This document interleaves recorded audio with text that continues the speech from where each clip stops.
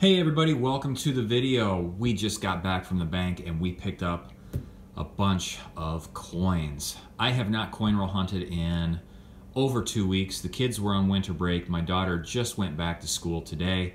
My son doesn't go back till next week. But anyway, I am excited to get into these. So we got some $50. We'll do some live streams within the next week. Picked up a box of dime, couple boxes of nickels. I'm going to go ahead and open one of these boxes of nickels here. We've been having some good success, and so we'll get into that and see what we've got. My daughter made this cool sign for me, Midwest Coin. She's so cute. Hunter. That's amazing. And she's 16 years old. No, I'm just kidding. She's 8. All right, let's get into these boxes, guys. Right here, we're going to do this one right here. Stay tuned.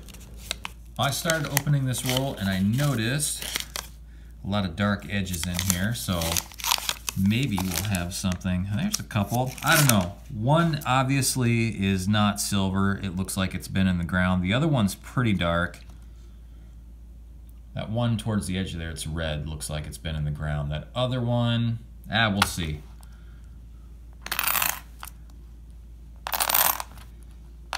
Looks like a no on either of those.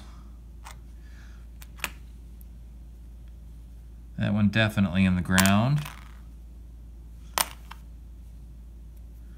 Boy, that one must have been as well. Look through these real quick. Don't see anything in there, but I will show you what I found so far. We did have a couple older ones. Got a 1941. This one's pretty crusty. Can't even make out a mint mark on that one. This one's in pretty bad shape too, a 1953 Denver. And then I found a nice older 1963. It's not in, I mean, it's in pretty good condition, not in the greatest, but the reason that I pulled it out is it does have, if we can get it to zoom or focus here, partial steps there. And I just wanted to show you that. Let me see if I can get the, there you go. Usually you don't find coins this old that have any type of steps on them. I don't know if I'll keep this or not, but I wanted to show you that to you. That's not something you typically find. In 1963 with partial steps, it's not completely worn flat. I'll just pick up a random coin here. A 1974, I mean, here's a 74, look at that. Here's a 64. You know, usually they're just wiped clean, super smooth. This one actually has some detail in those steps there. So, nice older coin. Anyway, all right, on to the next roll. We're only 5 rolls into this box. Let's find some silver and some buffaloes. All right, we have an old one here. I've seen the date already. It's a 1938. Let's flip it over and see if we have a mint mark. No mint mark on there. That's all right. 1938, first year issue of the Jefferson nickel. They shared a year with the last year of the Buffalo nickel design. So these are always fun to find, especially if you can find one with a mint mark on it. All right, let's keep plugging along. We're only 17 rolls into this box. All right, guys, well, I already started to roll these out, and I was just thinking to myself, we're exactly halfway through the box. We haven't found a whole lot, but usually the second half, a lot of times for me, it starts to pick up. And I just spotted a silver.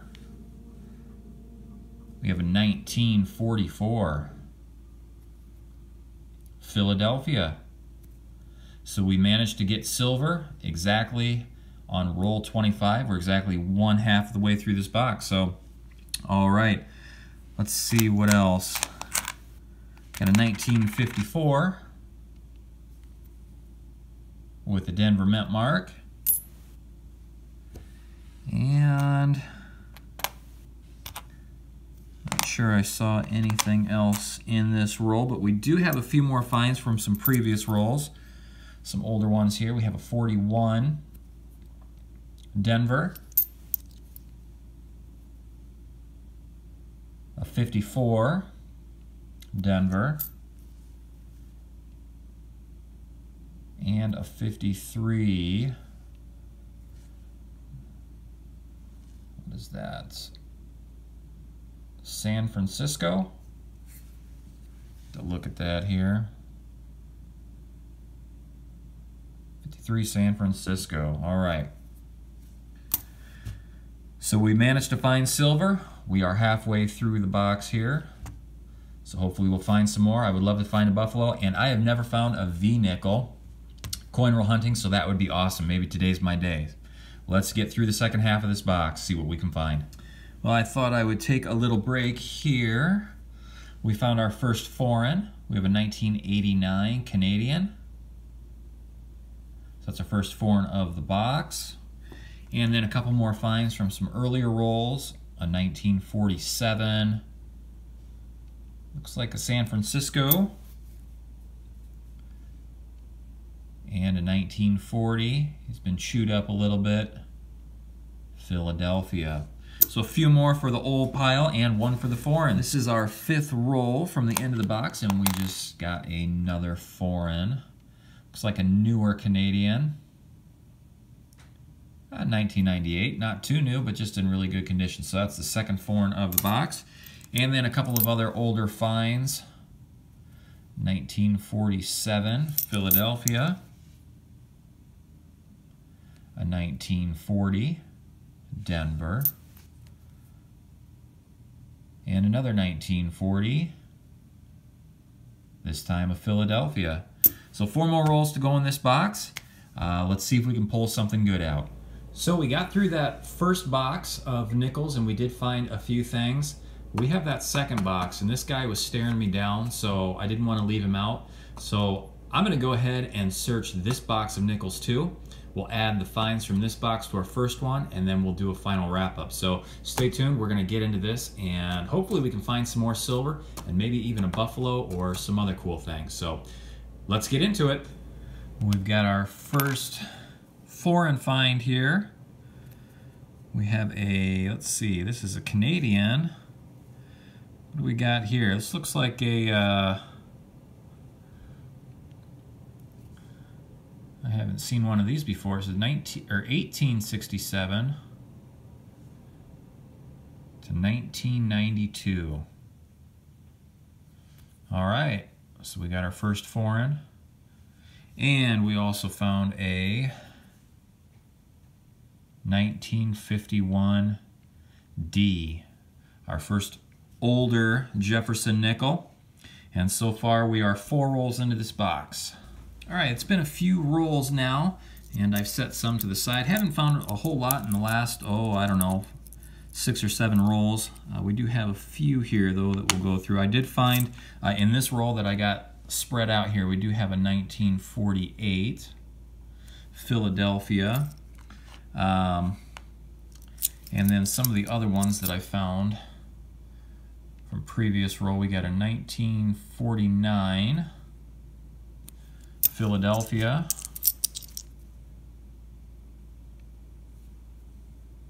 '48 Denver. 40 Philadelphia. And another 40 Philadelphia as well. And we also found a 1955 with a Denver mint mark. I'll have to go back and check this one because there is a 55D variety. It's a D over S, but I'll have to magnify that mint mark there to check to see if by chance this might be one of those varieties. So we'll set that aside. I did find this other interesting one. I have never seen one like this before. If you look at the rim all the way around, here's a normal one. How it's raised. It's normally raised like that, just a little bit on the front. This one is not.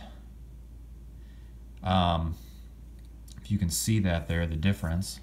I've never seen a coin like that before, but it's like it's just been flattened all the way around. Obviously in the machining process, because it's almost like you can, I don't know if you can see that or not, but there's a little bit of a lip all the way around.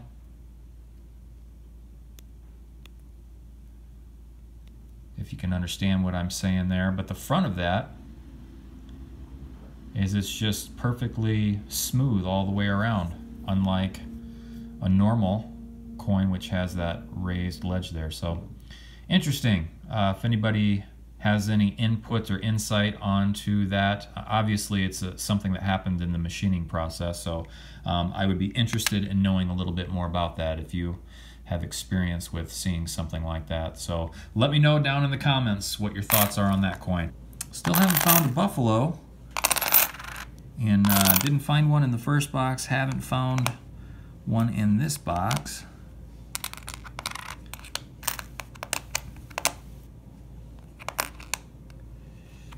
We have a 1940 something. That last digit of that is wore off. Or wait, no, that's a 1984. That's why. Wah, wah, wah. After I get done checking these coins, I need to go get my eyes checked. For the first time ever, I am actually looking for 2009s. And I have not come across a single one. So, alright, well, nothing in that roll. We did have a few older finds from some of our previous rolls, so we'll show these here. We got 1954 Denver, a 1940 Philadelphia, and another 1954 Denver as well. So we are exactly halfway through this box. Hopefully the second half picks up and we can find some silver or a buffalo or even a V-nickel, which I have yet to find searching nickels. So, all right, let's get into the second half of this box and see if we can find something. All right, we got a dark one right there. Looks like it could be silver. That would be awesome. And I'll tell you right now, it's a 1942. I just saw the date. But I'm positive this is a 1942 silver. Not all of the 42s were silver, if you don't know that. That was the transition year. But this has that look to it, and it's got that dark edge. So let's see if I'm right about this. And I am. 1942 Philadelphia, so we have silver in this box. And this is the 30th roll in the box. I find a lot of 42s, but I don't find that many that are silver, so that's pretty cool. All right, so that makes one silver for each of these boxes. And we're just a little over halfway through this second box here. I don't see anything else in here. I'm going to search through these quick, and if I find something else, then I'll get back to you. Otherwise, we will just see you in the next clip. Just pick this roll up. Notice we've got a 1942 ender there. Now, it doesn't have that, that look of silver to it, but that could be silver. We found a 1942 Philadelphia, I believe it was, earlier. And I mentioned I find a lot of 42s that aren't silver, so let's see. This one looks like it's not going to be. That looks like it's the other end here. So 1942 doesn't have that grayish look to it. We'll flip it over and verify. Yep, just a regular 42. All right, another oldie one. I'll look through the rest of this, and if I find anything, we'll get back to you. Well, I finally did it. I found my first ever 2009. Now, up until these two boxes, I have never actively looked for 2009s. I've just never come across one. But for this hunt, I decided to go ahead and actually look for them. And this is the 9th roll from the end of the second box, and this is the first 2009, and it's got a Denver mint mark. The first 2009 out of these two boxes that I found, so a little bit harder than I thought it would be, so that's kind of cool. So we'll set that one to the side, and maybe we'll find another one in the last 8 rolls here. So stay tuned. We still got more to come. I started opening this roll, and I noticed we got a couple of dark edges in here or at least they appear to be dark through the wrapper. So we'll go ahead and finish opening this. Probably nothing now that I'm looking at them.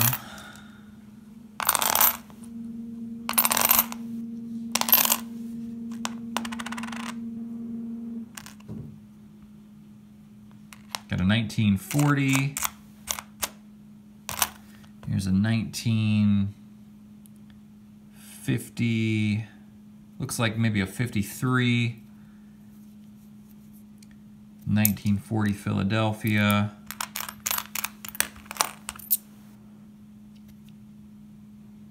Ooh, there we go. That's nice. A 1973. This is in really nice condition. And look at the back of this here.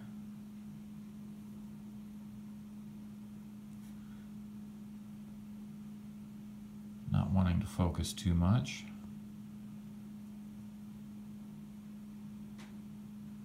Pretty nice detail on that 73, if you ask me. So we'll set that one to the side. So here's our final wrap up after searching through 2 boxes of nickels. I'm going to try and go through this real quick. Naturally, with 2 boxes, you're going to have a lot of finds, and my battery on my phone is about to die. So we'll just get through this real quick. Here's our 40s. Actually started off with a 38, no mint mark on that one. We had 10 1940s, 3 41, a 1 1942, not silver, 2 47s, 4 48s, and a 49. And then down here, we had 2 51s, 4 from 53, 5 from 54, and then we did have 3 1955 Ds, and I went ahead and I looked at the mint marks on those, and because there is a D over S, I believe, 1955 variety, but none of those appeared to be that. So we had 3 of those. We had 3 foreigns. All 3 of those were Canadians, including this. I guess this is a 125-year commemorative coin, 1867 to 1992. I don't think there's any real value to this at all, other than it's just a Canadian commemorative coin. So I'm not sure if I've seen one of those or not, but so that was kind of a neat find. And then just some of our others I did find. Out of those 2 boxes, a single 2009 with a Denver mint mark. As I said before, I've never really actively looked for 2009s before, and this was the first time, and we managed to find 1 out of 2 boxes. I just had some nicer coins here that we could add to our nickel book, and then we have a 1963 Philadelphia that's got some partial steps there. A really nice 1973 that's got some really nice detail on the back. Really nice set of steps on that one. I'll put up a couple of pictures at the end here. And here was that one that had the interesting flat rim on the obverse here. Again, we'll just show you in comparison to what a normal one looks like. There we go. If you have any comments on that, leave something below. I have not come across one like that before. And then the finds of the box, we did find silver. I believe it was 1 silver in each of the boxes. We had a 1942 that was a silver with a Philadelphia mint mark.